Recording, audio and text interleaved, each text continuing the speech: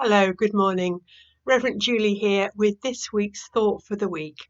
And today we are reflecting on the story of Jesus in John chapter 2, verses 13 to 22, when Jesus went up to the temple in Jerusalem and cleared away all the clutter and all the things that were preventing people from getting close to God. It's quite a story. I hope you might just take time to look at it now. Before we start with the reflection, let me offer us a prayer. From the psalm for today, let the words of my mouth and the meditation of my heart be acceptable in your sight, O Lord, my strength and my Redeemer. Amen. Lent is traditionally a time of less, especially among Christians who often fast from something in order to prepare for the feast of Easter Day. Another way of thinking about Lent is as a life spring clean, when we take time to declutter our lives, the fast, for the express purpose of making more room for God, and specifically to make room for resurrection hope, the feast. In the Gospel reading, I think there are at least two resurrection hope stories here, both of which took place, as I said, when Jesus went to the temple and found it in need of a really good spring clean. In the first story of resurrection hope, Jesus went all out to clear the whole of the outer courtyard of the sheep, the cattle, the doves, the tables of money and people, in what some might call temple rage. What was it that got Jesus so worked up and angry that he made a whip out of cord and set to? Can you imagine the noise, the mess, the poo, the feathers, the sounds of coins hitting and bouncing on stone, not to mention the shouts and angry voices echoing around, including, we are told, the voice of Jesus. Stop making my Father's house a marketplace. Jesus was angry at the accumulation of things that at one time were intended to help people, but by this stage were polluting the area set aside for people to pray. Well, admittedly, this area of the temple was just for the women, the unclean, the Gentiles, the children. But far from making this less important to Jesus, it made it more important, because these people could go no further on into the temple. And so this courtyard come marketplace was all that they could experience of the temple and therefore of God. How interesting it is that it is this courtyard, not the Holy of Holies, that Jesus makes a stand, in the place where foreigners and locals mixed, in the place where clean and unclean people intermingled, in the place of women and children.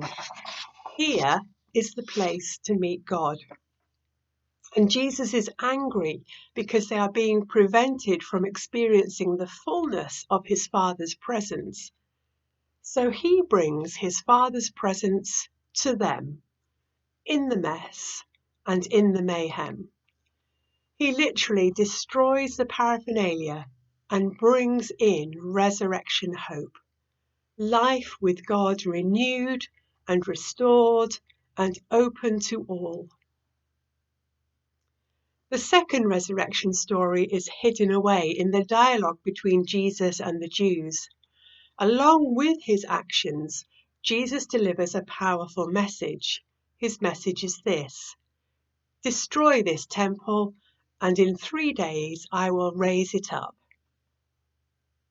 Destruction and resurrection in just 3 days. Bonkers. But here is a parable that takes some thinking through and working out, as John goes on to explain. The temple Jesus was referring to was not the one made of stone and wood, gold and fine linen. Instead, his temple is flesh and bone, muscle and sinew, blood and guts, and it was destroyed, and in 3 days it was raised up. None of this made any sense at the time, but after Jesus was raised from the dead, his disciples did 2 things. They remembered and they believed the resurrection hope they had witnessed on this occasion.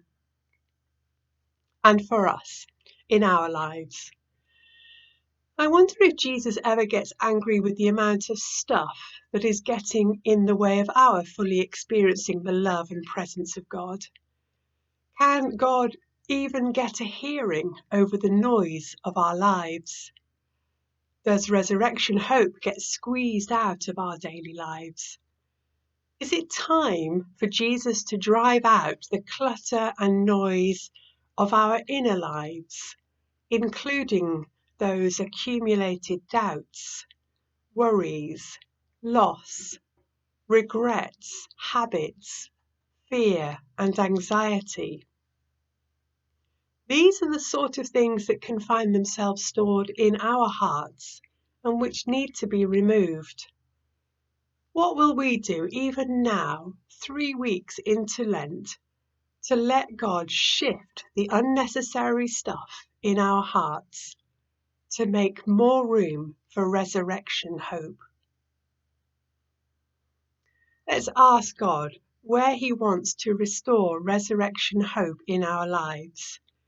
Where is it that we need to remember and believe that Jesus lives? We might also want to add the names of people or places and situations that are in need of resurrection hope. And remember and believe that Jesus lives as much for them as he does for us.